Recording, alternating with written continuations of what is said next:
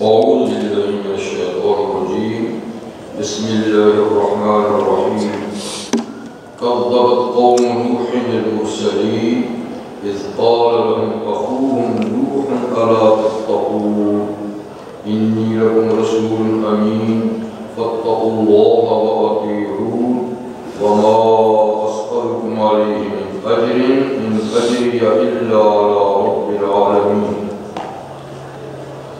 فاتقوا الله وأطيعون قالوا أنؤمن لك واتبعك الأرذلون قال وما علمي بما كانوا يعملون إن حسابهم إلا على ربي لو تشعرون وما أنا بطارد المؤمنين إن أنا إلا نذير مبين قالوا لئن لم تنته يا نوح لتكونن من المرجومين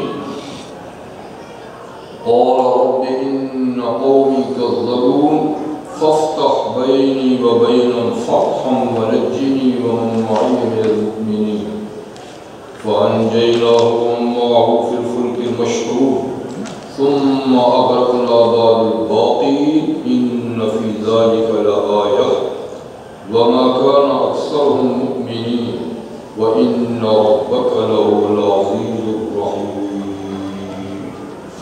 صدق الله العظيم.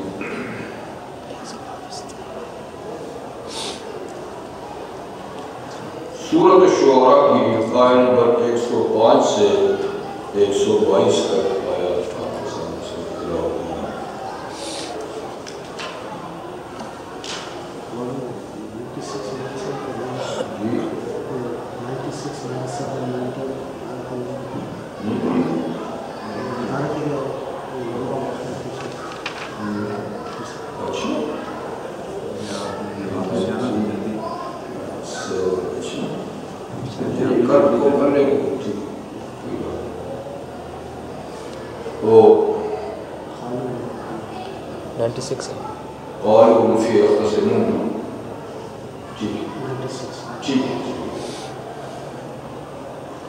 تو اس سورۃ الشعراء میں پہلے نبی کریم صلی اللہ علیہ وسلم کو اپنا پیغام پہنچانے کے سلسلے میں ملنے والی تکالیف پر حوصلہ دلایا گیا کہ آپ حوصلے سے کام کریں اور بہت زیادہ بے چین نہ ہو جائیں جو آپ کی بات نہیں تسلیم کرتے.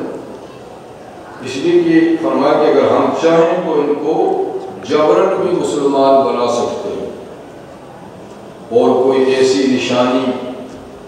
نشانی ہم آسمان سے بھیج سکتے ہیں کہ جس کے سامنے لازماً ان کی گردنیں جھکیں گی، لیکن ہم جبر نہیں کرتے، اختیار دیتے ہیں اور ہم نے اسباب ہدایت سارے کے سارے ان کے لیے مہیا کر دیے. اب اس کے بعد اگر کوئی نہیں حق کی طرف آتا تو آپ کو زیادہ پریشان نہیں ہونا چاہیے. تو اسی سلسلے میں اللہ تعالیٰ نے اب سلسلہ انبیاء کرام کا ذکر فرمایا، یعنی اس سے حضور صلی اللہ علیہ وسلم کو اور آپ کی امت کو تسلی دینی مقصود ہے کہ جو کچھ آپ کے ساتھ ہو رہا ہے آپ سے پیش ہو انبیاء کرام کے ساتھ بھی ایسا ہو. آپ تسلی رکھیں، سارے نبی کے ساتھ ایسی ہو اور بڑے بڑے سخت ظالم اور جابر اور متکبر لوگوں کے ساتھ ان کا واسطہ ہو اور ہر طرح کی انہوں نے اذیتیں ان کو پہنچائیں، مگر انہوں نے حوصلے سے کام کیا. آپ بھی حوصلے سے کام کریں. یہ بات میں نے پہلے ذکر کی تھی کہ سورۃ الشعراء میں انبیاء کرام کا ذکر ترتیب وار نہیں ہے کہ جو نبی پہلے آیا اس کا ذکر پہلے ہو پھر جو بعد میں آیا تو بعد میں ہو، ایسا نہیں. جبکہ بعض دوسری صورتوں میں ترتیب سے بھی ذکر فرمایا ہے، جیسے کہ سورہ آراف میں ترتیب سے ذکر کیا، جو نبی پہلے آیا اس کا ذکر پہلے کیا پھر بعد والے کو بعد میں کیا. اسی طرح سورہ ہود میں بھی، لیکن یہاں ترتیب اس لحاظ سے نہیں ہے کہ جو پہلے آیا اس کا ذکر پہلے ہو، بلکہ اس لحاظ سے ہے کہ جس پیغمبر کی امت سب سے زیادہ سرکش بغاوت پر پوری ہوئی سب سے زیادہ متکبر اس کا ذکر کیا۔ اس کے بعد دوسرے نمبر پہ جو زیادہ متکبر تھے دوسرے، پھر تیسرے نمبر پہ جو متکبر تھے، تو یعنی امتوں کے سرکشی اور تکبر کے لحاظ سے اس ترتیب سے یاد کریں۔ تو اس لیے سب سے پہلے بیان ہوا موسیٰ اور ہارون علیہ السلام، جن کا واسطہ ایک بہت ہی بڑے ظالم اور سرکش شخص بادشاہ یعنی فرعون اور اس کی ظالم اور جابر قوم جو قبطی تھے ان سے، یعنی وہ اتنا متکبر شخص تھا کہ اس نے اپنی ربوبیت کا اعلان کر رکھا، اور رب بھی کوئی نچلے درجے کا نہیں، اعلیٰ سب سے بلند و بالا۔ تو فرمایا کہ ان کے ساتھ موسیٰ علیہ السلام کا ساتھ رہا، اور اس کی طرف سے ان کو کتنی اذیتیں پہنچی۔ پھر دوسرے نمبر پہ حضرت ابراہیم علیہ السلام کا ذکر ہوا، کیونکہ غرور اور تکبر کے لحاظ سے ان کا مقابلہ بھی جن لوگوں سے ہوا وہ بھی بہت بڑے متکبر تھے، لیکن فرعون کی طرح کا نعرہ نہیں لگایا تھا، لیکن نمرود بن کنعان جو اس وقت کا بادشاہ تھا ظالم، وہ بھی خدائی کا دعوے دار تھا، وہ اس نے رب اعلیٰ تو نہیں کہا، جیسے کہ سورہ بقرہ میں گزر چکا ہے کہ حضرت ابراہیم علیہ السلام کی جب گفتگو ہوئی نمرود کے ساتھ تو آپ نے فرمایا أَلَمْ تَرَ إِلَى الَّذِي حَاجَّ إِبْرَاهِيمَ فِي رَبِّهِ، آپ نے اس شخص کو دیکھا کہ جس نے جھگڑا کیا، بحث کی ابراہیم علیہ السلام کے ساتھ ان کے رب کے بارے میں۔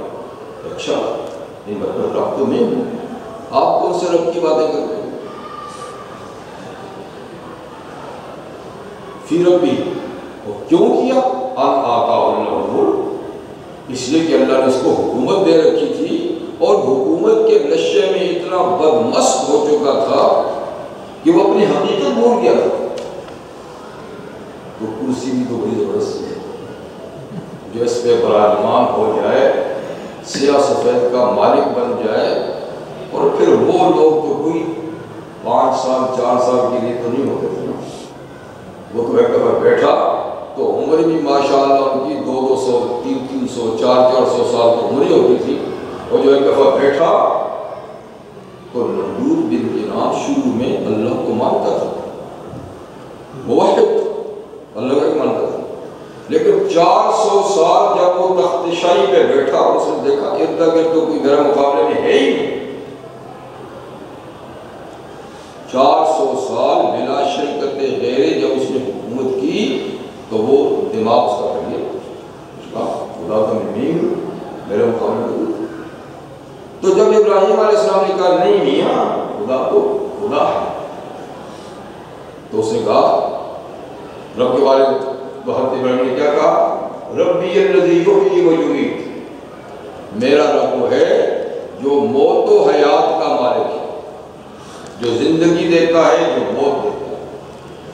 تو دیکھا اس نے کیا کہا؟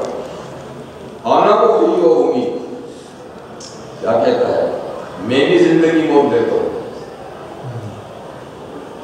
اپنے آپ کو خدائی کی صفت میں شریک کر دیا۔ تو مطلب ہے کہ وہ بھی انتہائی مغرور شخص تھا، فرعون بھی انتہائی مغرور شخص تھا۔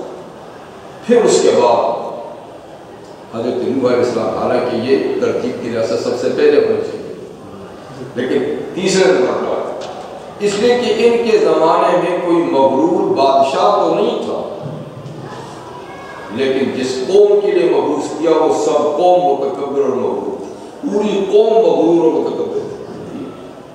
تو لہذا غرور و تکبر میں نمبر 1 فرعون، نمبر 2 نمرود، نمبر 3 قوم نوح علیہ السلام۔ تو اس ترتیب سے یہ مسئلہ۔ تو آج جو ہے یہ آیات جو پورا رکوع میں نے تلاوت کیا، یہ حضرت نوح علیہ السلام کا ذکر ہے، لیکن چونکہ ابراہیم علیہ السلام کے واقعے سے کچھ باتیں رہتی تھیں تو پہلے آپ ان کو پوری کر لیتے ہیں۔ تو ابراہیم علیہ السلام نے قوم کو اپنے رب کی صفات بتائی، ٹھیک ہے نا، جس نے مجھے پیدا کیا، جی خلقنی فویادی، جس نے میرے لیے ہدایت کے اسباب پیدا فرمایا، جو مجھے کھلاتا پلاتا ہے، جو بیمار ہو گئی تو شفا دیتا ہے، ٹھیک ہے نا، جو مجھے موت دے گا پھر دوبارہ حیات دے گا، اور میں امید رکھتا ہوں کہ قیامت کے دن وہ میری چھوٹی موٹی خطائیں معاف بھی کر دے۔ یہ رب کی صفات بیان ہے۔ تم جن کی پوجا کرتے ہو ان کی تو کوئی صفت ہی نہیں ہے، ان کی تو کوئی صفت نہیں ہے، اور تم کہتے ہو کہ بس باپ دادا پوچھتے ہیں ہمیں کوئی پتہ نہیں، لیکن میں تو ہوش و حواس قائم رکھ کر عبادت کرتا ہوں ایسی ذات کی جو ان خوبیوں کا مالک ہے۔ اس کے بعد پھر انہوں نے دعائیں شروع کی، اور آگے چل کے اللہ تعالیٰ نے پھر قیامت کا منظر بیان فرمایا کہ جب قیامت کے دن ہوگا تو اس دن کسی کافر کو اس کا مال اور اس کی اولاد نفع نہیں دے گی۔ کفر کی وجہ سے مال اور اولاد، البتہ مومن آدمی کی مال اولاد، اگر مال اس نے جائے جگہ میں خرچ کیا ہے، اولاد نیک صالح ہے، تو وہ اس کے لیے نفع بخش قیامت کے دن، لیکن کافر کے لیے نہیں۔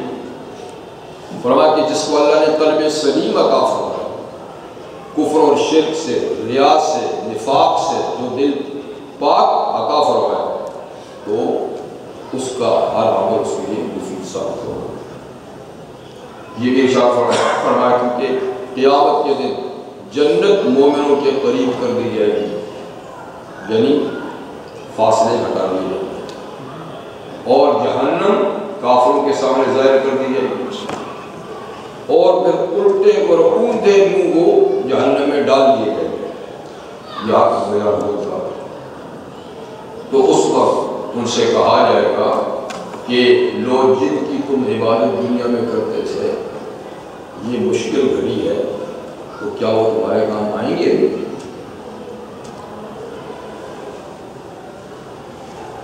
کیا وہ تمہاری مدد کر سکتے ہیں، یا تم خود کوئی سارے مل کے اللہ سے انتقام اور بدلہ لے سکتے ہو؟ اس کا کوئی جواب نہیں کہ نہ ہمارے معبود کچھ کر سکتے ہیں، نہ ہم میں کوئی بدلہ لینے کی سکت ہے۔ جب خاموش ہو جائیں گے تو وَقُبْكِبُوا فِيهَا هُمْ وَالْغَاوُونَ، یہ سارے کافر اور ان کے تمام رفقا جو سب سرکش تھے، ان کو اونھے منہ جہنم میں ڈال دیا گیا، اور فرعون اور ابلیس کا تمام لشکر بھی جہنم میں پھینک دیے جائیں گے، یعنی اس کی ذریت اور اس کے جو ہمراہ، اس کے ساتھی وہ انسانوں میں تھے، جتنا بھی شیطانی کام کرنے والے سب اس کا لشکر اور فوج۔ قالوا وهم فيها يختصمون، وہ کہیں گے اور وہ جہنم میں ایک دوسرے سے جھگڑا کرتے ہوئے کہیں گے۔ جب عابد و معبود جہنم میں چلے جائیں گے تو وہاں جہنم میں پہنچ کے ایک دوسرے سے جھگڑا کریں گے، جنہوں نے گمراہ کیا، جو گمراہ ہوئے، جو لیڈر قسم کے تھے، جو پیچھے چلنے والے تھے، وہ آپس میں گفتگو کریں گے۔ کیا کہیں گے؟ تَاللَّهِ إِن كُنَّا لَفِي ضَلَالٍ مُبِينٍ، پہلے تو اقرار کریں گے کہ اللہ کی قسم ہم سب بالکل گمراہ تھے، سچی بات یہ کہ ہم غلط راستے پہ چل نکلے تھے اور ہم گمراہ تھے، اور اسی کی پاداش میں آج ہم یہاں پڑیں گے۔ اِذْ نُسَوِّيكُم بِرَبِّ الْعَالَمِينَ، کب ہم گمراہ ہوئے؟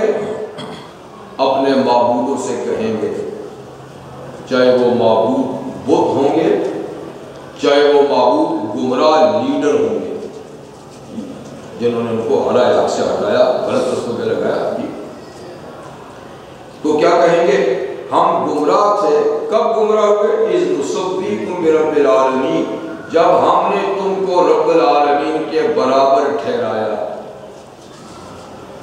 اس کا مطلب کہ رب العالمین کو تو یہ مانتے تھے مشرک، تو مشرک اللہ کو مانتا ہے، لیکن وہ غیروں کو بھی اللہ کی صفات میں شریک ٹھہراتے ہیں، اس لحاظ سے کہ وہ کہتا ہے کہ اللہ نے اپنی کچھ صفات اور کچھ اختیارات ہمارے ان معبودوں کو دے رکھے تو ذات میں کچھ تو ذات میں برابر قرار دیتے ہیں کہ جتنی ذات بلند اللہ کی ہے اتنی معاذ اللہ ان کی بھی ہے، اور کچھ صفات میں کہ جیسے اللہ بخشنے پہ قادر ہے تو یہ بھی بخشنے پہ قادر ہے، جیسے اللہ روزی دیتا ہے یہ بھی دیتے ہیں، جیسے وہ برکت دیتا ہے یہ بھی دیتے ہیں۔ تو اس لیے یہ کہیں گے کہ جب ہم نے تم کو اللہ کا برابر ٹھہرایا تو ہم نے بڑی غلطی کی، تم اس قابل نہیں تھے جو کچھ ہم تمہارے بارے میں سنا۔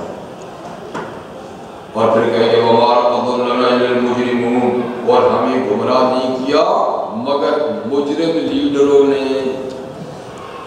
مجرم لیڈر جو ہے نا انہوں نے ہمیں بھی گمراہ کیا، یہ خود بھی گمراہ تھے اور ہمیں بھی اپنے پیچھے لگایا کہ چھوڑو میاں مسجد میں جا کر بیٹھو، آؤ ہماری پارٹی کو مضبوط کرو، ہمیں ووٹ دو، ہم آئے تو تمہاری تقدیر بدل لیں گے۔ تقدیر بنانے والا کون ہے؟ اور تقدیر اگر بدلے تو صرف وہی بدل سکتا ہے، لیکن اس نے بدلے وہ پہلے کوئی نقص ہو جس کے علم میں کمی ہو کہ یہ پلان بنایا تھا لیکن یہ اب چلنے کے قابل نہیں ہے تو اس کو بدلو۔ اللہ جو پلان بناتے ہیں وہ تو پورے علم و حکمت کی بنیاد پہ بناتے ہیں، اس میں بدلنے کی کوئی ضرورت ہی نہیں، اس لیے تقدیر نہیں بدلا کرتی۔ لیکن یہ مشرکانہ بات آج کل لیڈر کہتے ہیں ہم آئے تو ملک کی لیڈر بدلیں، تقدیر بدلیں گے، ہم قوم کی تقدیر بدلیں گے، ہم فلاں کر دیں گے۔ ارے میاں یعنی کھلا شرک کی بات، ٹھیک ہے۔ ان مجرم لیڈروں نے ہمیں گمراہ کیا، یہ خود مجرم تھے، ہمیں بھی یہ غلط پٹی پڑھائی، ہم بھی ان کے جھانسے میں آئے۔ لیکن اللہ تعالیٰ فرمائیں گے کہ کیوں جھانسے میں آئے؟ کیا دوسری طرف تمہیں کوئی رائے راز بتانے والا نہیں ہو؟ ان کی بات بھی سمجھ لیتے اور پھر سوچتے تھوڑی دیر بیٹھ کے موازنہ کرتے، تم کیوں اندھے اور بہرے ہو کے ان کے پیچھے پڑے جو ہر دفعہ آتے ہیں تمہیں جھانسا دیتے ہیں اور ہوتا کچھ بھی نہیں ہے؟ تم کیوں اتنے سیدھے سادے اتنے احمق و بے وقوف بنے ہو؟ لیکن بات ہوگی کتنے سادہ ہی میر کہ بیمار ہوئے جن کے سبب اسی عطار کے روڑے سے دوا لیتے ہیں، جن سے خراب ہوتے ہیں، جن سے برباد ہوتے ہیں، پھر اسی کے جھانسے میں کیوں آتے ہیں؟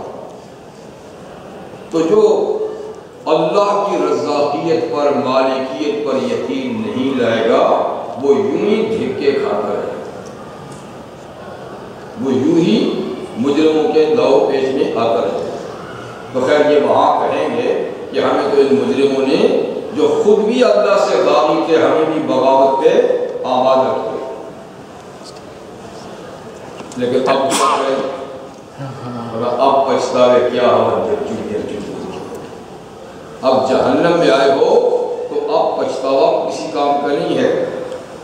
فَمَا لَنَا مِن شَافِعِينَ، کہیں گے اب تو ہمارا کوئی سفارشی بھی نہیں ہے، اس لیے کہ جن کو سفارشی سمجھا تھا وہ بھی تو ہمارے ساتھ ہی پڑے ہوئے،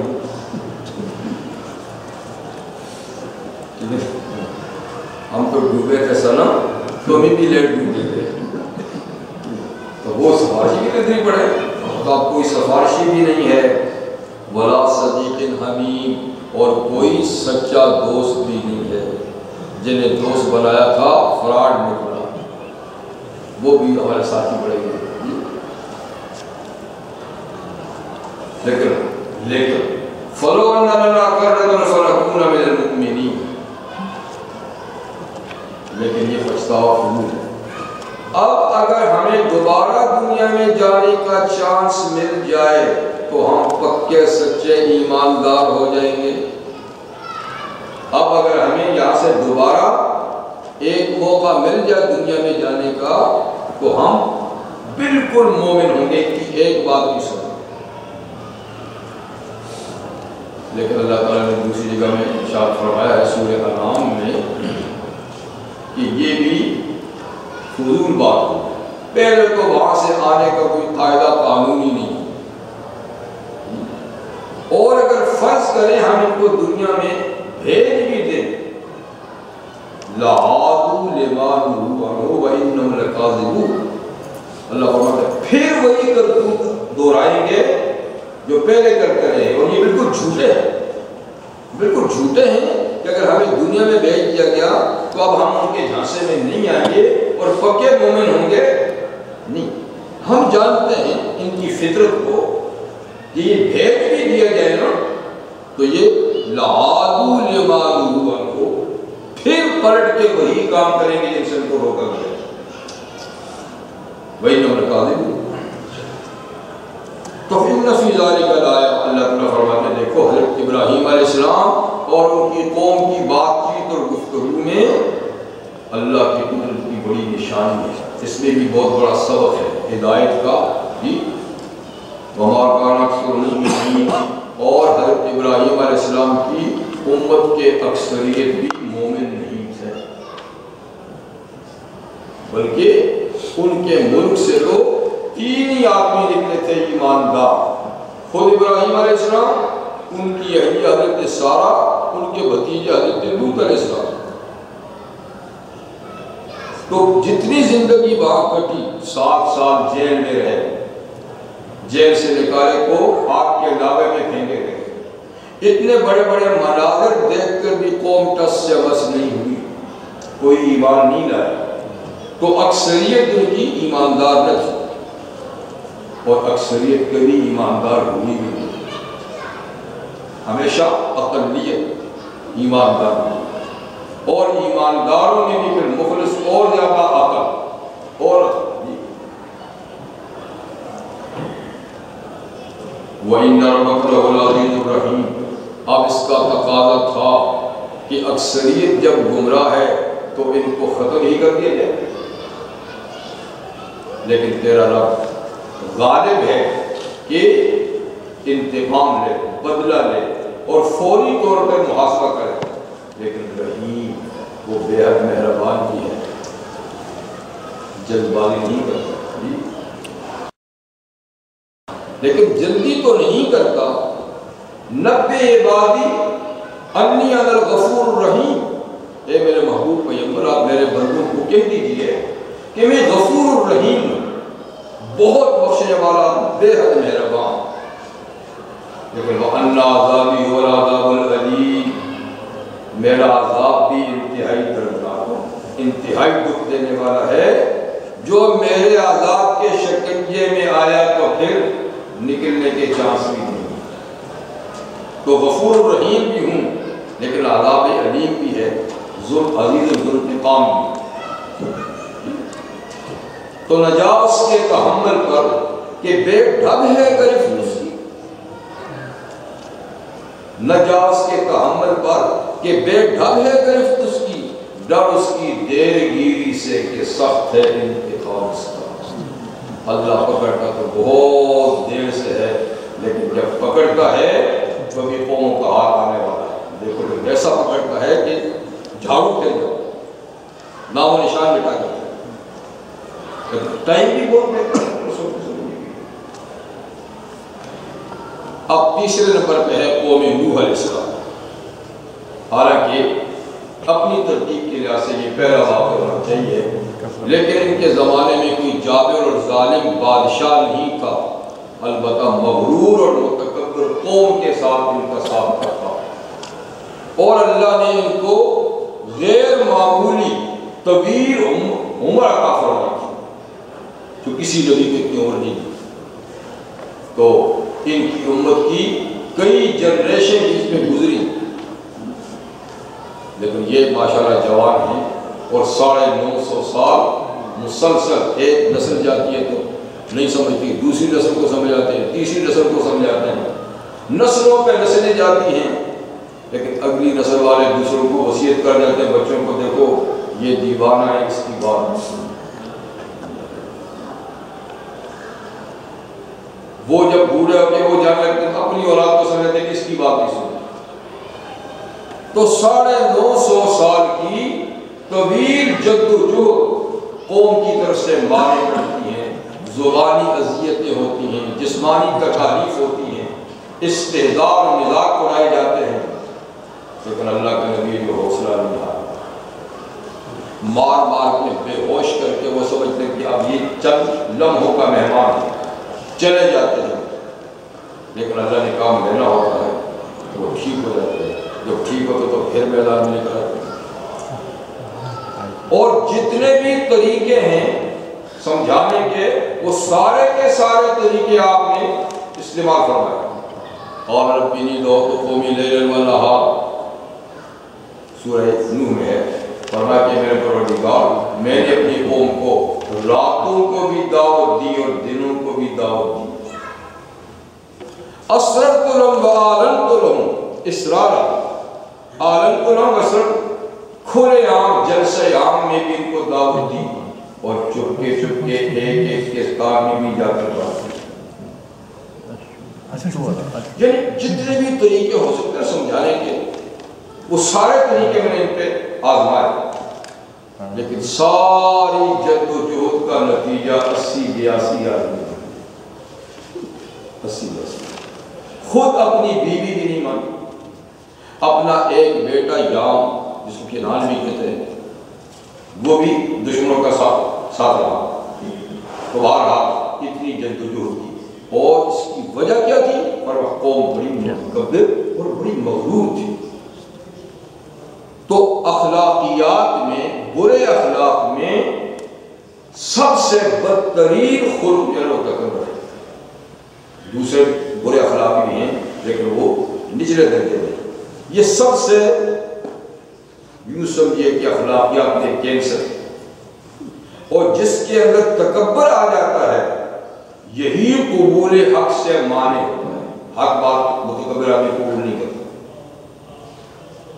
رحمت عالم صلی اللہ علیہ وسلم کا سابقہ بھی متکبر قریشیوں سے تھا، ابو جہل، ابو لہب، یہ سب لوگ انتہائی درجے کے متکبر تھے۔ اس کی بات کیوں؟ اس کی بات بنانے کے تو لیڈرشپ ہمارا چاہیے، تو یہ نہیں کہ یہ معاذ اللہ جھوٹ بولتا ہے، نہ، یہ دل سے جانتے تھے کہ بالکل سچا آدمی ہے، کھرا آدمی ہے، اعلیٰ کریکٹر کا آدمی ہے، لیکن اگر اس کو مان لیا تو ہاں ہمارے پیچھے کون ہوگا؟ چودھری صاحب کون کہے گا؟ ہم چودھری صاحب کون؟ تو جب غرور اور تکبر آتا ہے تو پھر انسان حق کو نہیں۔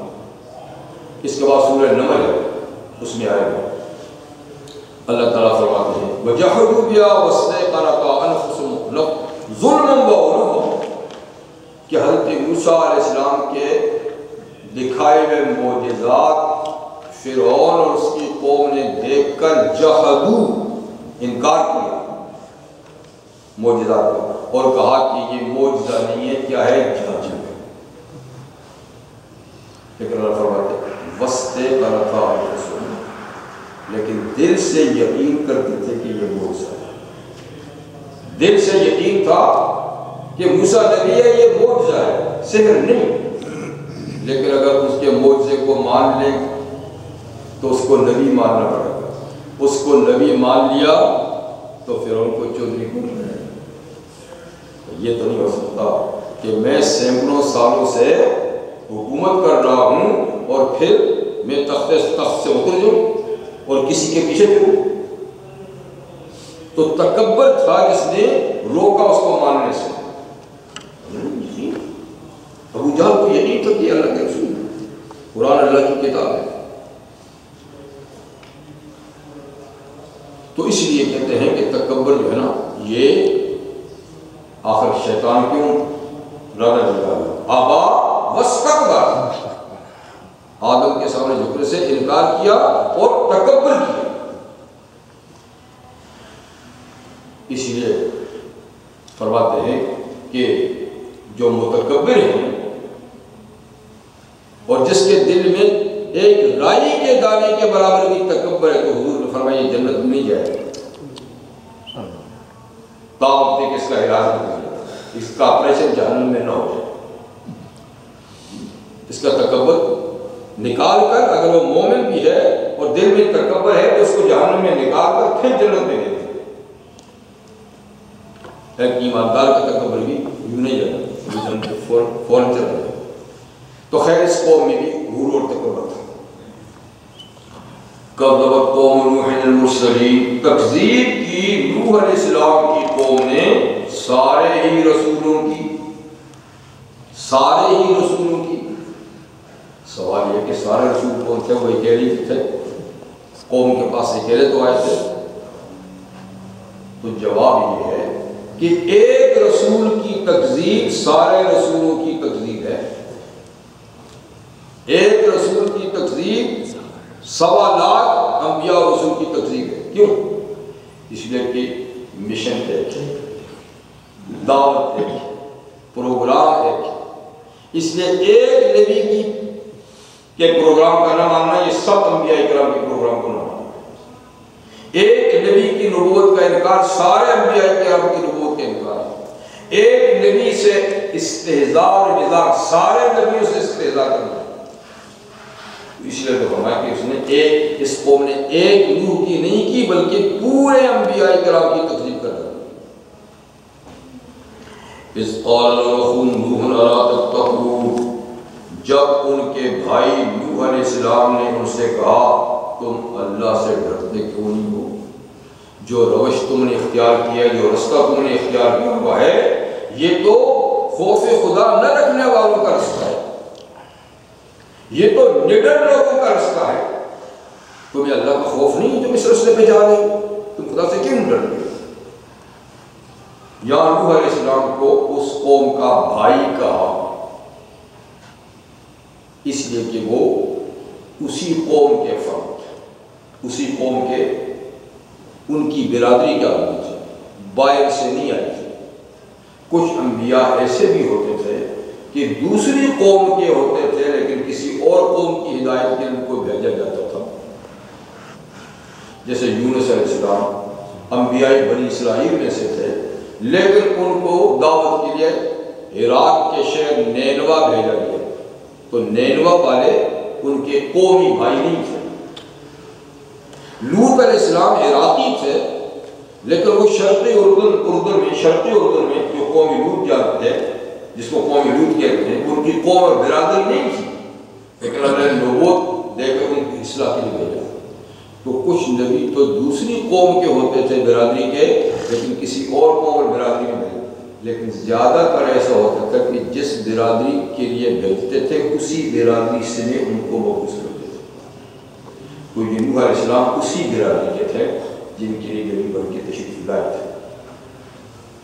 اور ویسے برادر ہو جو ہے وہ کئی قسم کا بھی آپ جانتے ہیں، یہ نہیں کہ نسب کے لحاظ سے برادر یعنی بھائی ہو، بھائی ہونا اور لحاظ سے ہوتا ہے، عقیدے اور ایمان اور دین کے لحاظ سے بھی تو بھائی ہوتے ہیں۔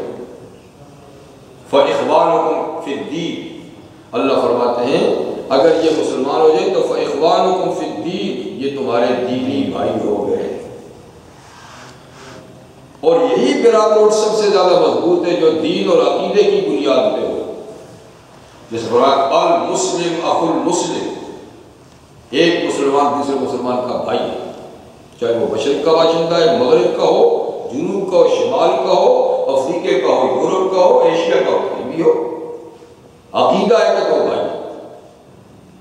تو دینی بھائی ہوتے ہیں، وطن کے لحاظ سے بھی بھائی ہوتے ہیں، جو ایک ملک کے باشندے وطنی بھائی، کبھی زبان کے لحاظ سے بھی بھائی ہوتے ہیں، ہم زبان۔ تو برادری کئی لحاظ سے ہوتی ہے، تو یہاں جس کا ذکر ہے یہ نسبی ہے، عقیدہ کی نہیں، عقیدہ کی نہیں، نسب کے لحاظ سے اسی قوم کے فرق ہے۔ آپ نے فرمایا انی لکم رسول امین، یقیناً میں تمہارے لیے اللہ کی طرف سے رسول ہوں، امانت دار، خود نہیں آیا، میں رسول ہوں، یعنی بھیجا ہوا، اور بھیجا کس نے ہے؟ اللہ نے بھیجا، اور ہوں اللہ کی بات پہنچانے میں امانت دار۔ کوئی بات جو اللہ نے کہی ہے وہ چھوڑوں گا نہیں، کسی کو اچھی لگے کسی کو نہ لگے، ٹھیک ہے، کوئی امیر ہے، کوئی غریب ہے، چھوٹا ہے، بڑا ہے، مرد ہے، عورت ہے، میں تو اللہ کی بات پہنچانے میں امین ہوں کہ پوری کی پوری بات بتاؤں، اور ہر رسول نے اللہ کی بات پہنچانے میں ذرا برابر بھی کوتاہی نہیں کی۔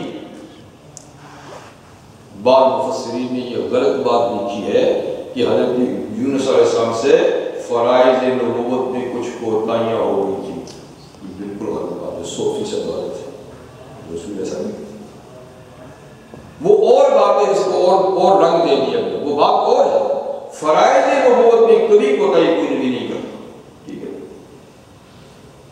اس لیے حضور صلی اللہ علیہ وسلم کو فرمایا یا ایھا رسول بلغ ما انزل الیک وان لم تفعل فما بلغت رسالتہ، اے رسول صلی اللہ علیہ وسلم جو کچھ آپ کی طرف نازل کیا جاتا ہے اس کو آگے پہنچا دیجیے، فإن لم تفعل اگر آپ نے ایسا نہ کیا، یعنی کوئی ایک بات پہنچانے سے چھوڑی، فما بلغت رسالتہ ہم سمجھیں گے کہ آپ نے ہمارا پیغام سرے سے پہنچایا ہی نہیں، ایک بات بھی اگر آپ نے نہیں پہنچائی تو ہم کہیں گے پورا مشن آپ نے ترک کر دیا، تو نبی امین ہوتا ہے۔ اسی لیے سرور کونین صلی اللہ علیہ وسلم نے حجۃ الوداع میں جو خطبہ دیا حج کا، تو اس کے آخر میں آپ نے پوچھا تھا کہ انکم تسألون عنی فما انتم قائلون، کہ تم سے میری بارے میں قیامت کے دن پوچھا جائے گا تو تم کیا کہو گے؟ اللہ جب میرے بارے میں تم سے پوچھیں گے تو تم کیا جواب دو گے؟ تو حضور کے بارے میں کیا پوچھیں گے؟ یہی پوچھیں گے کہ میرا پیغام انہوں نے ٹھیک ٹھیک پہنچایا تو نہیں۔ فَلَنَسْأَلَنَّ الَّذِينَ أُرْسِلَ إِلَيْهِمْ وَلَنَسْأَلَنَّ الْمُرْسَلِينَ، اللہ فرماتے ہیں ان لوگوں سے بھی پوچھیں گے جن کی طرف رسول بھیجے تھے، اور ہم خود رسولوں سے بھی پوچھیں گے، امتوں سے بھی پوچھیں گے کہ تمہارے پاس میرا پیغام آیا جی، اور یوم یجمع اللہ الرسل فیقول ماذا اجبتم، اس دن جب قیامت کے دن اللہ تعالیٰ سارے انبیاء کرام کو اکٹھا کریں گے تو ان سے سوال کریں گے ماذا اجبتم، جب تم میرا پیغام لے کر گئے اور پہنچایا تو تمہیں امتوں کی طرف سے کیا جواب ہے؟ انہوں نے میرا پیغام قبول کیا یا نہیں کیا؟ تو پہلے مرحلے میں یہ سوال کچھ اس انداز سے ہوگا کہ سارے انبیاء کرام خوف زدہ ہو جائیں گے، دہشت زدہ ہو جائیں گے، اور کہیں گے لا علم لنا، اے اللہ ہمیں کچھ پتہ انک انت علام الغیوب، سب پوشیدہ باتیں آپ کے علم میں ہیں، لیکن یہ سب سے پہلا سوال ہوگا اللہ کی طرف سے، تو اس کی اتنی دہشت ہوگی کہ انبیاء مقربین بھی کہیں لا الہ الا اللہ، لیکن یہ تھوڑی دیر کے بعد جب یہ کیفیت دور ہو جائے گی تو پھر باقاعدہ انبیاء شہادت دے گی، تو امتوں سے بھی پوچھا جائے گا، نبیوں سے بھی پوچھا جائے گا، اجتماعی سوال بھی ہوگا، انفرادی سوال بھی ہوگا، ہر سے۔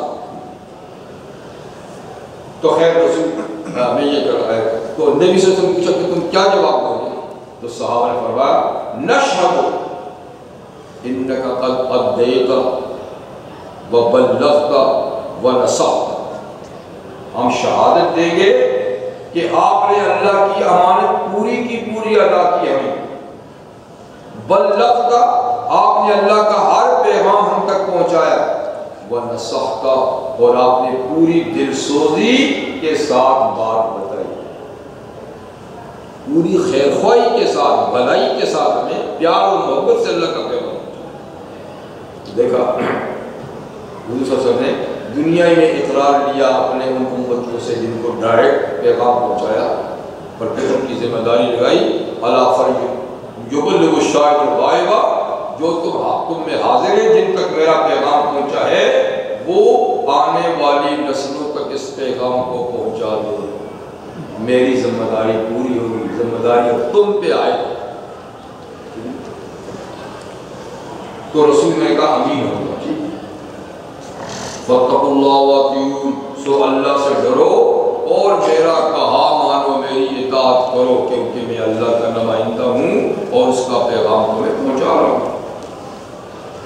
اور پھر فرماتے ہیں، اور یہ بات ہر نبی نے کہی، وَمَا أَسْأَلُكُمْ عَلَيْهِ مِنْ أَجْرٍ، ہم اس تبلیغ دین پر تم سے کوئی اجر بھی نہیں مانگتے، کوئی تنخواہ کا مطالبہ نہیں، کوئی مزدوری تم سے نہیں مانگتے، اس لیے کہ یہ تمہارا کام ہے. تمہارا کام کیا ہوتا نا تو تم سے لیتے. جس کا کام کر رہے ہیں تنخواہ کا ذمہ دار ہو، جس کی ڈیوٹی ادا کر رہے ہیں تنخواہ کا مطالبہ اس سے تم سے پوچھ لوں. تو تمہیں پریشان نہیں ہونا چاہیے کہ بھائی اس کی بات کیسے سنیں، یہ تو بات فیس مانگے گا. فیس کا مطالبہ نہیں ہے. ان اجریہ الا علی رب العالمین، نہیں ہے میری مزدوری، میری تنخواہ، میری اجرت یا میرا اجر و ثواب مگر رب العالمین کے ذمہ ہے، اس لیے کہ یہ کام ان کا میں انجام دے رہا ہوں. جس کو کوئی کام انجام دیتا ہے یہ رکھوالا ہے. کیا مطلب؟ یعنی میری خدمات بے لوث ہے، میری خدمات، اور بے لوث کوئی کسی کی خدمت کرے اور پھر جھٹک دے آدمی نہیں مانتا میں، وہ کتنی کمینگی کی بات ہے، کتنی کمینگی کی بات ہے کہ بے لوث کی خدمت کبھی جھٹک نہ سکو. یہ دن کہ تم بھی نہیں بول. تو اللہ تعالیٰ کسی کو فرماتے اگر آپ ان سے تبلیغ دین پہ کچھ مانگتے ہوتے تو یہ کہہ سکتے تھے جی ہم پر تو بہت بڑا تاوان پڑ رہا ہے، ہم اس کے نیچے دب گئے ہیں اور اس لیے ہم آپ کی بات نہیں سن سکتے، کیونکہ پھر آپ کو کچھ دینا پڑے گا اور ہمارے پاس تو دینے کے لیے کچھ نہیں. شادی میں خرچ کرنے کے لیے بہت کچھ ہے، شادی میں خرچ کرنے کے لیے اور رسم و رواج میں خرچ کرنے کے لیے تو ماشاءاللہ دل کھول کے. اور شیطان کیا کہتا ہے؟ اسی دن کے لیے تو کمایا ہے، آج نہیں لگائے گا تو لگائے گا کب؟ لیکن اس کام کے لیے کوئی ہے کچھ نہیں ہے. مسجد کی کچھ نہیں، کیا بہت ساری مسجدیں کس کس کو. تو بار شیطان اس طرح سے یعیدکم الفقر، تمہیں فقیر ہونے سے ڈراتا ہے کہ یہاں دو گے تو اتنے کم ہو جائیں، اور ادھر کے کہے اسی دن کی تو کمائی پھر کب خرچ کرے. تو خیر اللہ تعالیٰ نے فرمایا کہ آپ کو کچھ ان سے مانگتے بھی نہیں، پھر بھی یہ آپ کی بات نہیں سنتے. مانگتے ہوتے تو چلو ایک عذر تھا، اب تو عذر بھی نہیں. فَاتَّقُوا اللَّهَ وَأَطِیعُونِ، سو اللہ سے ڈرو اور میرا کہا مانو. یہ تو حضرت نوح علیہ السلام کی ابتدائی بات ہے امت سے. اب امت کا جواب سنیں. ان کا کتنا دل نشین اور کتنا پیارا اور کتنا ناصحانہ انداز ہے. اے میری قوم، اے میری برادری، اے میرے حلقے کے لوگوں، پیارے ٹھیک. اور یہ کہ میری خدمت بے لوث ہے، اور یہ کہ میں اللہ کا رسول ہوں، امانت دار ہوں، کیریکٹر میرا اچھا ہے، تم دیکھتے ہو. اب قوم کا بھدا جواب دیکھیں، دل توڑنے والا جواب دیکھیں، دل شکن بار دیکھیں. قالوا، غرور سے بھرپور، غرور سے بھرا ہوا جواب. قالوا، قوم نوح نے جواب میں کہا، انؤمن لک، تجھ پہ ایمان لائے، تیری بات مانے، تجھ پہ یقین کرے. واتبعک الارذلون، جبکہ تیرے پیچھے چلنے والے تو کمی ہیں. تیرے پیچھے چلنے والے، تیرا کلمہ پڑھنے والے، تیرے حلقے میں بیٹھنے والے معمولی نوعیت کے لوگ ہیں. کوئی موچی ہے، کوئی باورچی ہے، ٹھیک ہے، کوئی کسان ہے، کوئی فلاں پیشے سے ہے. یہ تو ہماری توہین ہے کہ ان کے ساتھ بیٹھے اور پہلی بات سنیں. یہ غرور ہے. سلاتا ہے نا ان کو ہٹا، ان کو ہٹا. یہی مکہ کے مشرکوں نے حضور سے بھی کہا. اس کے بعد سورہ نام میں بھی ہے اور سورہ کہف میں بھی ہے، دو جگہ کہ انہوں نے بھی کہا تھا کہ بلال کے ساتھ بیٹھیں گے، سہیب کے ساتھ بیٹھیں گے، عمار کے ساتھ بیٹھیں گے، سلمان کے ساتھ بیٹھیں گے، یہ تو ہماری توہین ہے. محمد صلی اللہ علیہ وسلم اگر ہمیں کوئی بات سنانی نا ان کو پڑے گا. حضور صلی اللہ علیہ وسلم مبارک چاہتے تھے دل سے کاش یہ لوگ بات سن، اور اس پر دل میں آمادگی کا اظہار دل میں بھی کیا کہ چلو یہ تو اپنے ہیں، ان کو تھوڑی دیر کے ہٹا بھی دوں گا تو برا نہیں منائیں گے، پھر آ جائیں گے، ہو سکتا ہے کہ کوئی بات سنی ہے. اور کچھ دیگر صحابہ نے بھی مشورہ کیا حضور اگر کہ یہ مطالبہ ہے تو کوئی بات نہیں، یہ تو اپنے ہی لوگ ہیں، ان کو تھوڑی دیر کے لیے ان کے فارغ کر دیتے ہیں، پھر وہ آ جائیں گے. لیکن اللہ کی غیرت میں گوارا نہیں. اللہ تعالیٰ نے فوراً آیت نازل فرمائی کہ بالکل ان غریبوں پہ اپنی توجہ رکھیے، اپنی نظر شفقت ان پہ رکھیے، اپنی مجلس میں ان کو رکھیے. مجھے ان کی ضرورت نہیں ہے، مجھے یہ چاہیے جو صبح و شام پیار اور محبت سے اور خلوص سے مجھے یاد کرتے ہیں. یہ اکرام کے قابل ہے، ان کی مجھے کوئی ضرورت نہیں. میں جانتا ہوں کہ آپ کا وقت ضائع کرنے کے لیے آئے، انہوں نے ماننا پھر بھی نہیں تو ان کا یہ مطالبہ مت. ایک موقع پہ خالی تھی جگہ، مجلس خالی تھی، تو حضور ان کو بلا لیا، صحابی نہیں تھے، بلا لیا آگے کو. بیٹھے ہی تھے کہ ایک صحابی جو نابینا تھے وہ آگے، عبداللہ بن ابی مکتوم رضی اللہ عنہ، ان کو پتہ نہیں تھی کہ مجلس میں اپنے ہیں یا غیر ہیں، کون ہیں. تو وہ آگے اور انہوں نے آتے ہی سوال کرنے کے حضور فلاں آیت کا مطلب سمجھا دیجیے. تو اس بے وقت آ جانا ان کا حضور کو ذرا تھوڑا سا ناگوار ہوا کہ اللہ کی مدد سے بازار ان سے میری بات ہو رہی ہے، ہو سکتا ہے یہ کوئی بات سن لیں، آپ ابھی آتے ہیں تو آپ نے اس کو کوئی جواب نہیں، تھوڑا سا شکن دیا نہیں آتا. ان کو تو پتہ نہیں ہے حضور ناراض ہو رہے ہیں یا کون بیٹھا ہوا ہے، کس سے گفتگو ہو رہی ہے. انہوں نے پھر سوال کر دیا، آپ نے پھر تھوڑا سا چہرہ موڑ دیا. اتنے پہ اللہ تعالیٰ نے وہی کہا عبس وتولی، پہلے غائب کا صیغہ استعمال کیا تاکہ حضور کی دل شکنی بھی نہ ہو، کیونکہ حضور کا دل ماشاءاللہ اتنا برداشت نہیں کرتا کہ تھوڑی سی بھی اللہ کی طرف سے ناراضگی ہو جائے تو آپ پھڑک جائیں. عبس وتولی، تیوری چڑھا لی اور منہ ہی پھیر دیا، تیوری چڑھا لی منہ ہی پھیر دیا. ان جاءہ الاعمی، اس لیے کہ ایک نابینا آ گیا. اتنی ناراضگی بھی تو نہیں ہونی چاہیے، اتنی بھی تو ناراضگی نہیں ہونی چاہیے. آپ کیا خطاب وما یدریک لعلہ یزکیٰ، آپ کو کیا پتا کہ شاید یہ نابینا جو سوال کر رہا تھا اس کو سوال کا جواب ملتا، اس پہ عمل کر کے یہ پاک صاف ہو جاتا. او یذکر فتنفعہ الذکریٰ، یا یہ آپ کی بات سے نصیحت قبول کرتا تو نصیحت اس کو نفع دے.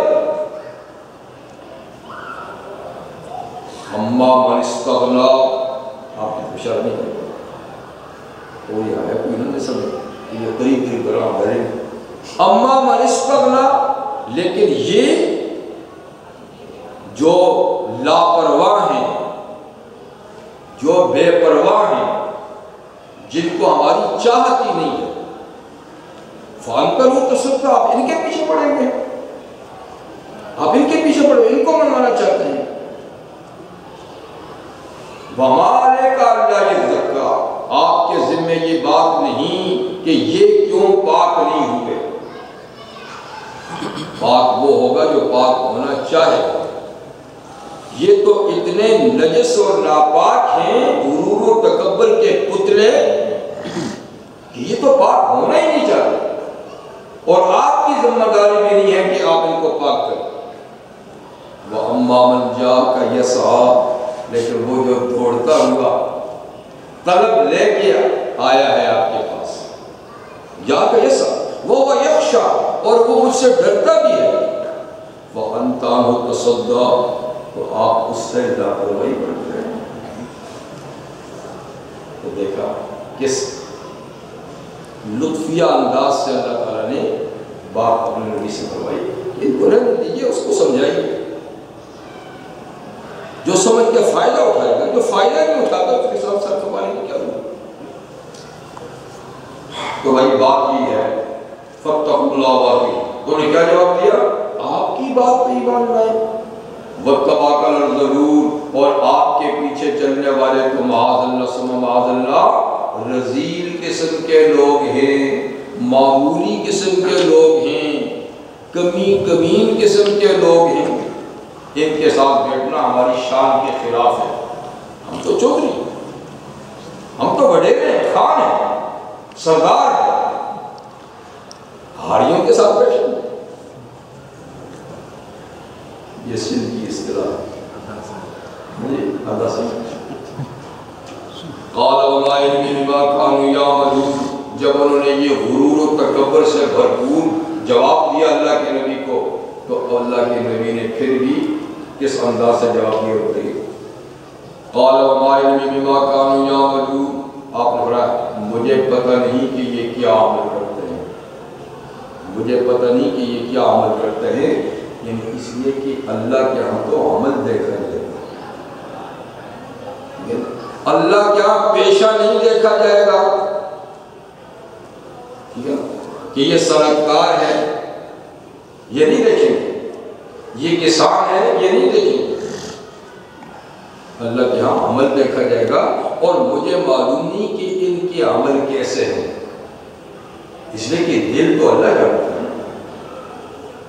اگر اوپر سے کوئی اچھا عمل کرتا ہے لیکن دل نہیں، تو وہ عمل دل قبول نہیں کریں گے، اور کوئی دل سے عمل کرتا ہے تو اللہ، تو ان اللہ لا ينظر الى صورکم واموالکم، اللہ تمہاری شکل و صورت کو نہیں دیکھتا کہ وہ خوبصورت کیسا ہے، صحت مند کیسا ہے، اور نہ تمہارے مال اور جائیداد کو دیکھتا ہے کہ دولت مند کتنا ہے، اور یہ وزیر ہے یا یہ فلاں یہ پریزیڈنٹ ہے، یا یہ چیزیں اللہ نہیں دیکھتے۔ وَلَكِنْ يَنْظُرُ إِلَىٰ قُلُوبِكُمْ وَأَعْمَالِكُمْ، لیکن اللہ تمہارے دلوں کو دیکھتا ہے کہ ان میں خلوص کتنا ہے، اللہ کی رضا جوئی، اللہ کی طلب کتنی ہے دل میں، اور عمل کیسے ہے، خدا عمل دیکھتا ہے۔ حسن ز بصرہ، بلال از حبش، سہیب ز روم، خوش نصیب، یہ خوش نصیب ہے، کھنچ کے کہاں سے آئے، حسن بصرہ کے ہیں، بلال افریقہ کا ہے، سہیب یورپ کا ہے، یہ ان کی خوش نصیبی ہے کہ آفتاب رسالت کے طلوع ہونے سے پہلے ہی اللہ نے ان کو مکہ میں جمع کر دیا، کہ پہلی شعائیں ان پہ پڑے، ان کے دل منور ہو جائے۔ تو اللہ نے بلال کی شکل نہیں دیکھی کہ اس کو کیوں ایمان دوں، دل دیکھا کہ یہ دل قبولیت کی صلاحیت رکھتا ہے۔ تو سہیب گورے ہیں، یورپین ہیں، بلال سیاہ، موٹے ہونٹوں والے، سیاہ شکل ہے، دل دونوں کے سلمان ایران کے، اور زخا کے مکہ ابو جہل نیچے بلا جبیست، کہ مکہ کی مقدس سرزمین سے ابو جہل پیدا ہوتا ہے، لیکن دل سے آئے، اوپر سے گورا ہے، دل کہاں ہے؟ کہتے کیسے تعجب کی بات ہے، اس لیے کہ اللہ کی دے نہ دے تو مکہ کے باشندے کو نہ دے، اور دے تو افریقی کو دے، اس لیے فرمایا بھائی تم جن کو ہٹانے کی بات کہتے ہو، جن کے ساتھ بیٹھنے تمہیں پسند نہیں ہے، مجھے کیا پتا کہ ان کے عمل کیا ہے، کہ اللہ تو عمل کو دیکھے۔ سرور کون فرماتے صلی اللہ علیہ وسلم، دیکھو پیشے کی وجہ سے، شکل کی وجہ سے، قومیت کی وجہ سے، علاقیت کی وجہ سے، لسانیت کی وجہ سے کسی کو حقیر مت سمجھو۔ کلکم بنی آدم، کلکم تم سب آدم کے بیٹے ہو، ایک باپ، ابوکم آدم و ام حوا، ابوکم آدم و ام حوا، باپ سب کا آدم اور ماں سب کی حوا ہے۔ تو جیسے بھائیوں میں اونچ نیچ ہوتی ہے، قد میں، رنگت میں، اخلاق و عادات میں، اسی طریقے سے یہ بہت بڑی برادری ہے انسان، اس میں یہ اونچ نیچ ہے، وہ ہیں تو ایک ہی نسل کے، ایک ہی باپ کے، سیاہ فام یا سفید فام کوئی نہیں ہے۔ تو ابوکم آدم و ام حوا، کلکم بنو آدم والآدم من تراب، اور آدم کو مٹی سے بنایا ہے۔ مٹی میں غرور والی چیز نہیں ہے، تم پھر مغرور کیسے ہوئے؟ مٹی میں غرور، مٹی سے زیادہ عاجز چیز نہیں۔ پھول ڈالو تو برداشت، گندگی ڈالو تو برداشت، ٹھیک ہے؟ پھول کاشت کرو تو پھول پیدا ہوگا، کانٹے ڈال دو تو مٹی تو ہر قسم ہوتی ہے۔ علم نجعل الارض کفاتا، کیا ہم نے زمین کو کافی نہیں بنایا؟ احیام و امواتا، زندوں کو بھی سنبھالتی ہے، مردوں کو بھی سنبھالتی ہے، زندوں کو پیٹھ پہ سنبھالتی ہے، مردوں کو پیٹ میں سنبھالتی ہے۔ تو ایسی مسکین اور عاجز چیز سے تو تمہیں بنایا ہے، اور تم غرور کے پتلے بنے گے، یعنی اپنی اصل کو دے۔ تو کلکم بنو آدم و آدم من تراب، پھر فرمایا لا فضل لعربی علی عجمی ولا لعجمی علی عربی، کسی کو عربی، کسی عربی کو عربی ہونے کے ناطے غیر عربی پہ فضیلت حاصل نہیں، اور کسی غیر عربی کو غیر عربی ہونے کے ناطے عربی پہ فضیلت حاصل نہیں۔ فرمایا کہ فضیلت کس میں ہے؟ تقوی، انما الفضل بالتقوی، تقوی سے فضیلت ملتی ہے۔ خوف خدا کس کے پاس زیادہ ہے؟ اس کی بنیاد پہ عمل کس کے زیادہ ہیں؟ بس اللہ اس کو دیکھتے ہیں۔ تو قرآن ہے یا ایھا الناس انا خلقناکم من ذکر و انثی، اے انسانوں ہم نے تم کو ایک مرد ایک عورت سے پیدا کیا ہے، وجعلناکم شعوبا وقبائل، اس کے بعد ہم نے تم کو مختلف برادریاں اور مختلف قبیلوں میں تقسیم کیا ہے، لتعارفوا، تاکہ جان پہچان میں آسانی ہو۔ قبیلے، کنبے، برادری اس لیے بنائیں کہ پہچاننے میں آسانی ہو۔ جی عبداللہ آیا تھا، کون عبداللہ بھائی؟ کیونکہ عبداللہ تو بہت سارے ہیں، اور جی فلاں برادری کا عبداللہ۔ عبد الرحیم آیا تھا، عبد الرحیم تو بہت سارے، کون؟ اور جی فلاں قبیلے کا۔ تو یہ تو تعارف کے لیے قبائل اور برادریاں ہیں۔ ان اکرمکم عند اللہ اتقاکم، تم میں سب سے زیادہ معزز آدمی اللہ کے نزدیک ہوئے جو سب سے زیادہ خدا کا خوف رکھتا ہے، جو زیادہ متقی پرہیزگار ہے۔ تو یہ ہے فرمایا کہ مجھے پتہ نہیں کہ ان کے عمل کیا ہے، خدا تو عمل دیکھے گا۔ تم نے پیشے دیکھے ہیں تو پیشے نہیں کیا۔ ان حساب الا علی ربی لو تشعرون، نہیں ہے ان کا حساب مگر میرے رب کے پاس، ان کا حساب رب لے۔ اگر تمہیں کچھ سمجھ ہے نا تو بات سمجھو کہ اللہ عمل کو دیکھتا ہے اور حساب اللہ خود لے۔ تم سے نہیں دلوائے، تو پھر میں کون ہوتا ہوں جو ان کو مجلس سے ہٹاؤں؟ مجھے کیا پتا یہ اللہ کے مقبول بندے ہیں اور میں خدا کے کسی مقبول بندے کو مجلس سے ہٹاؤں؟ اللہ کا غضب بول لوں؟ یہ تو ظلم ہو جائے گا۔ وَمَا لَمِ طَارِدِ الْمُؤْمِنِينَ، تو سنو، تم سنتے ہو یا نہیں سنتے، آتے ہو یا نہیں آتے، تمہاری مرضی۔ مَا لَمِ طَارِدِ الْمُؤْمِنِينَ، میں ان ایمانداروں کو بھگانے والا نہیں ہوں، میں ان ایمانداروں کو ہٹانے والا نہیں ہوں، اس لیے کہ ان کو ہٹانا یہ ظلم ہے، یہ ظلم ہے۔ باقی تمہارا منوانا بھی میری ڈیوٹی میں نہیں ہے، تمہیں سنوانا تو میری ڈیوٹی میں ہے، تمہیں منوانا میری ڈیوٹی میں نہیں۔ ان انا الا نذیر مبین، نہیں ہوں میں مگر میں تو کھلم کھلا صرف اللہ کے عذاب سے ڈرانے والا، کہ دیکھو اللہ کی دعوت قبول نہ کی، اللہ ناراض ہوں گے، اللہ سزا دیں گے، اسی بات کو میں کہتا ہوں۔ باقی تمہارے دلوں میں ایمان ڈالنا یہ میرے اختیار کی بات نہیں، تو میں اپنا پروگرام چلا رہا ہوں، جو مانے گا بیٹھے گا تو نہیں مانے گا۔ یہ مت سمجھو کہ میں ان ایمانداروں کو ہٹا دوں۔ اب ظاہر بات ہے کہ ان باتوں کا جواب تو قوم کے پاس نہیں تھا، جب نہیں تھا اور باطل پرستوں کے پاس حق پرستوں کی بات کا جواب ہوتا بھی نہیں، اور جب وہ لاجواب ہو جاتے ہیں نا تو پھر وہ تشدد پہ اتر آتے ہیں، جب لاجواب ہوتے ہیں پھر تشدد پہ اتر آتے ہیں۔ تو اب یہ جگہ تشدد کا راستہ اختیار کر لیا قوم، بجائے اس کا کہ کوئی معقول جواب دے، اس کا یہی معقول کہاں سے دے؟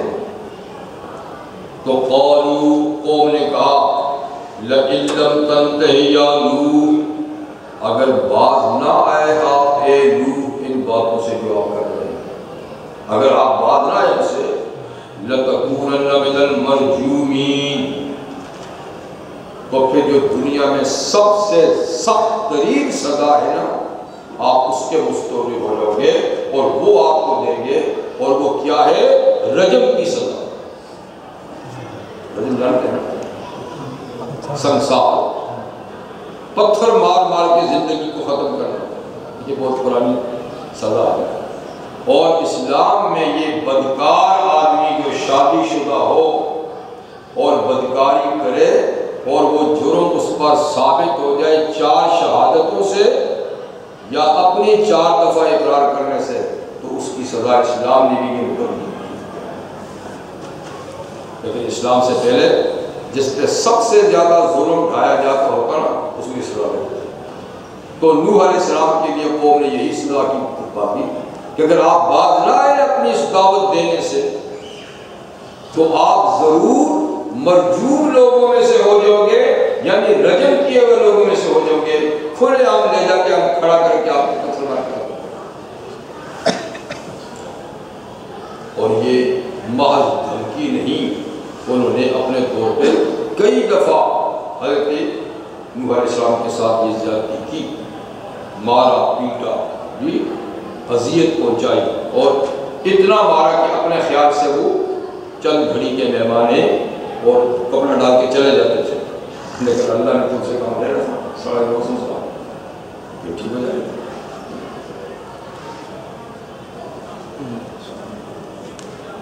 جب ان کی طرف سے آپ مایوس ہو گئے، اور مایوس اس طرح ہو گئے کہ خود اللہ کی وحی ہے طویل عرصے کے بعد کہ إِنَّهُ لَن يُؤْمِنَ مِن قَوْمِكَ إِلَّا مَن قَدْ آمَنَ، کہ لوط آپ کی قوم میں جو لوگ ایمان لا چکے ہیں نا 80 یا 70 کے درمیان، بس یہی ہے، اور کوئی ایمان نہیں لائے گا، اور کوئی نہ موجود ایمان لائے گا، نہ ان کی نسل کو ایمان لانے کا، تب جا کر آپ نے پھر ان کے لیے یہ دعا، ورنہ کبھی قوم کی ہلاکت کے لیے دعا مانگی ہی نہیں کہ چلو یہ نہیں تم کی نسل، یہ نہیں تم کی نسل، یہ نہیں تم، نسلوں پہ نسل۔ قال رب ان قومی کذبون، تو وہی آنے کے بعد پوری تفصیل تو سورہ ہود میں گزر چکی ہے یا سورہ نوح میں آئی. فرمایا میرے پروردگار میری قوم نے میری تکذیب کر دی اور ان میں اب کوئی امید نہیں کہ آگے بھی کوئی ایمان لائے گا. ساتھ نے وہی بھیجی لہذا فافتح بینی و بین الفتحا فیصلہ کیجئے میرے اور میری قوم کے درمیان مناسب فیصلہ جو آپ مناسب سمجھتے ہیں آپ وہ فیصلہ کر ہی دیجئے اس لیے کہ آپ ان میں جیسے آپ فرماتے ہیں کہ کوئی ایمان لانے والا نہیں. وَنَجِّنِي وَمَمَّا يَمْنِي جب فیصلہ بھیجیں تو مجھے اور مجھ پر ایمان لانے والے جو یہ تھوڑی سی جماعت ہے ان کو ذرا بچا لیجیے ہمیں نجات دیجیے اور باقی ان کو پھر رکھنے کی کیا. ہم تو اس توقع پہ تھے کہ چلو ان کی نسل میں کوئی آئے گا ان کی نسل میں.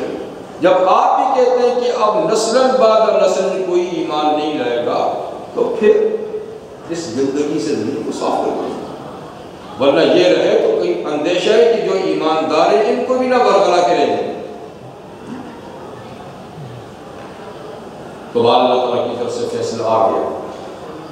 فَأَنْجَيْنَاهُ مَعَ فِي الْفُلْكِ الْمَشْحُونِ تو ہم نے نجات دے دی ان کو اور جو ان پر ایمان لائے تھے ایک بھری ہوئی کشتی میں بھری ہوئی کشتی میں. اللہ تعالیٰ نے حکم ہے کہ آپ کشتی وَاصْنَعِ الْفُلْكَ بِأَعْيُنِنَا وَوَحْيِنَا ہماری نگرانی میں اور ہمارے حکم کے مطابق ایک کشتی تیار کیجیے. کشتی کیا تھی وہ ایک بہت بڑا جہاز تھا 450 فٹ لمبا 50 فٹ اونچا اور 3 منزل.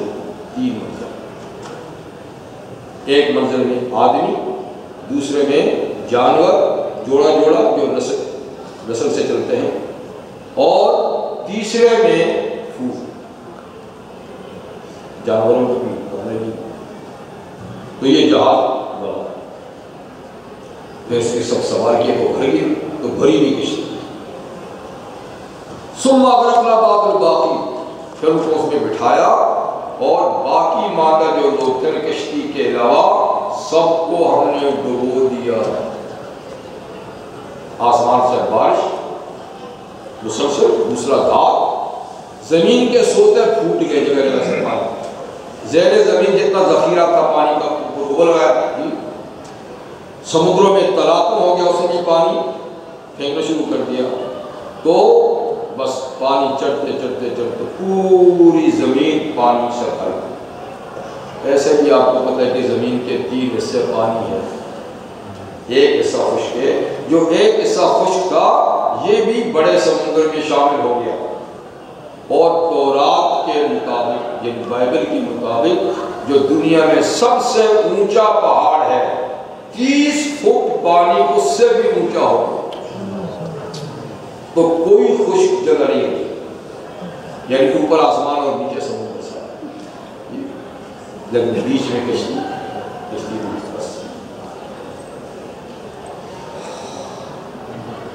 ان فی ذلک لآیہ بے شک اس واقعہ نوح علیہ السلام میں بھی اللہ کی قدرت کی بہت بڑی نشانی ہے.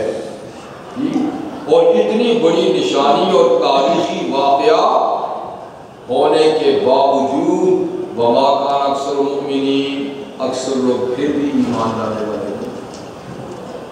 تاریخ کا یہ واقعہ کہ یہ قوم اس جرم کے سبب ڈوبی آج وہی جرم کے مطابق دنیا میں پھر ہیں اور انا لا غیری کا نعرہ لگاتا ہے کہ ہم جیسا کوئی نہیں ہے ہم یہ کر دیں گے ہم وہ کر دیں گے.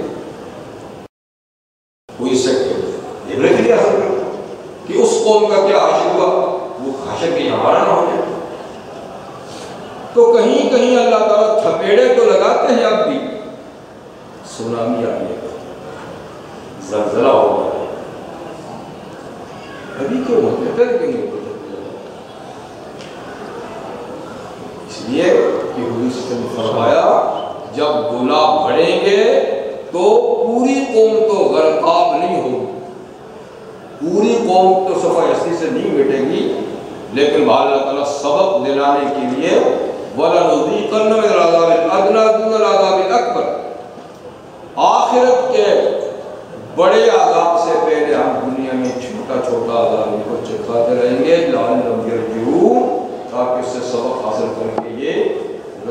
بدل میں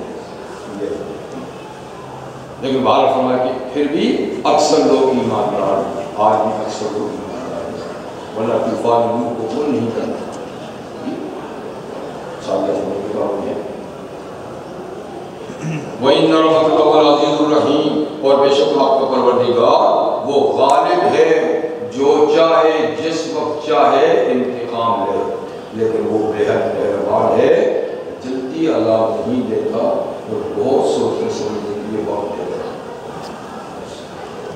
سبحان اللہ۔